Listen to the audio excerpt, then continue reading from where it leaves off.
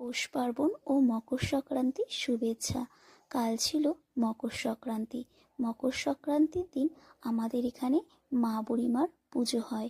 আর এই পুজোটা সব মায়েরাই করে তার সন্তানের মঙ্গল কামনার জন্য। আমিও আমার সন্তানের মঙ্গল কামনার জন্য এই পুজোটা করি।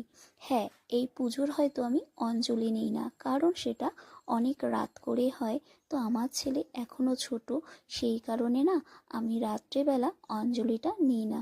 ওই দুপুরবেলা সব কাজ সেরে ঘরের পুজো দিয়ে তারপরে গিয়ে ডালা দিয়ে আসি, আর সন্তানের জন্য মোমবাতি ধূপকাঠি দেখিয়ে আসি। আমার না পুজো পার্বণ করতে খুব ভালো লাগে, কিন্তু বলো তো কি, আমি না খুব শীত কাতরে।